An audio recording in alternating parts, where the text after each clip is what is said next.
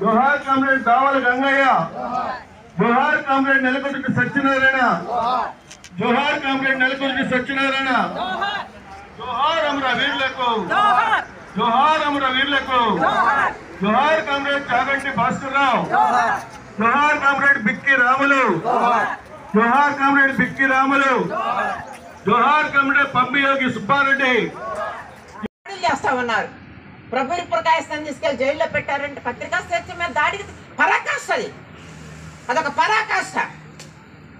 ఏ ఒక్క న్యూస్ ఛానల్ని కూడాను వాళ్ళు వాళ్ళు కొనుగోలు చేయటం, వాటన్నిటిని వాళ్ళు గుప్పిట్లో తెచ్చుకోవటం. అదే కదా ఉన్నటువంటి 4 స్తంభాల్లో 4వ స్తంభం అయినటువంటి పత్రికల్ని వాళ్ళు చేతిలో తెచ్చుకున్నాక మన వాయిస్ ఎక్కడికి వెళ్తా ఉంది? మన వాయిస్ ఎట్లా వెళ్ళాలి? Mouth voice door to door వెళ్ళాలి.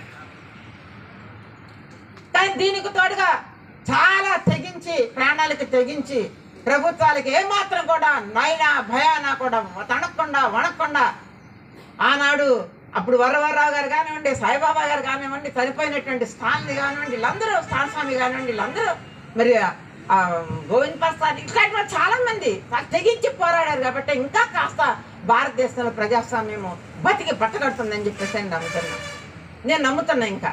కానీ దానికి తోడుగా కమ్యూనిస్ట్ ఉద్యమం బలపడాలి అంటున్నాను నేను. వాళ్ళు చేసేటువంటి పౌర సంఘాలు వ్యక్తులుగానో లేకపోతే చేసేటువంటి దానికి తోడుగా కమ్యూనిస్ట్ ఉద్యమం కూడా వాళ్ళ గొంతుతోటి గొంతు కలపాలి, లేదా మన గొంతుతో వాళ్ళు గొంతు కలిపే రీతిలో వీళ్ళందరినీ కూడా ఐక్యంగా తీసుకురావటంలో మనం ఫెయిల్ అవుతా ఉన్నాం. మన పాత్ర కావాలి, మన పాత్ర పెరగాలి, మన పాత్ర బలపడాలి. మన పాత్ర బలపడకుండా, మనం బలపడకుండా ఈ మార్పులు జరగవు.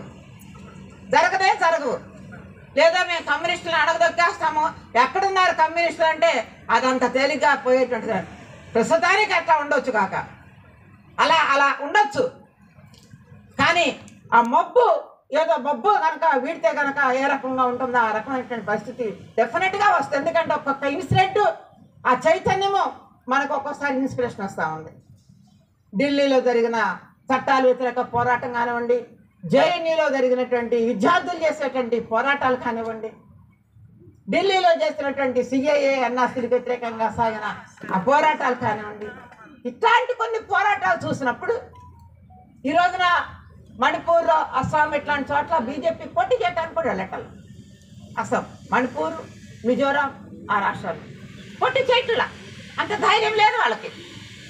అంటే అది ఇంకా అంత చైతన్యము, అంత యాంటీ ఫ్యాసిస్ట్ ట్రెండ్ అని ఎదుర్కోవాలనేటువంటి ఆ గొప్ప ధైర్యం అనేది ఇంకా ఉంది. అది బలపడాలి, అది బలహీనపడకూడదు. అది బలహీనపడింది అంటే మనం ఈ రకంగా కూర్చుని కూడా మనం మాట్లాడుకోలేం. నాకైతే రేపు 2020 చాలామంది పెద్దలు చాలామంది చెప్తా ఉన్నారు, మేధావులు చాలామంది చెప్తారు. ప్రభాత్ పట్నాయక్ గారు కూడా ఈ మధ్య చాలామంది చెప్తా ఉన్నారు, 2024లో కనుక తిరిగి బీజేపీ అధికారంలోకి వస్తే మనం ఈ రకంగా మీటింగులు కూడా పెట్టుకోలేము అనేది అందరూ చెప్తున్నటువంటి విషయం, వాస్తవం కూడా అది. అందుకనే ఇటీవల కాలంలో వచ్చిన మార్పుల్లో బీజేపీ వ్యతిరేక వాయిస్ పెరిగింది. ఫర్ వన్ రీజన్ అన్నది రీజన్. ఆ పెరిగినటువంటి వాయిస్ని కమ్యూనిస్టు కూడా బలపరచాలి, కమ్యూనిస్టు కూడా ముందుకు తీసుకెళ్ళాలి. ఇంకా నేను మడిగట్టు కూర్చుంటాను, ఇది కాంగ్రెస్ వెళ్తే ఎట్లాగా, లేకపోతే ఇంకొకరితో ఎట్లాగా, ఇవన్నీ కుల పార్టీలు కదా, అది మడిగట్టు కూర్చున్నామంటే మడిగట్టుకునే ఉంటాం, మనం మడిగట్టుకునే ఉంటాము. ఇంక ముందుకు అక్కడు కూడా వేయలేము. అందుకని కాంగ్రెస్ మనము ఇట్లాంటి సందర్భాల్లోనన్నా అది వాళ్ళు చేసినటువంటి త్యాగాల్ని నిజంగా అవన్నీ గుర్తుకొస్తే మనకు రక్తం ఉడికిపోవాలి కదా, తిరగబడాలనిపించాలి కదా.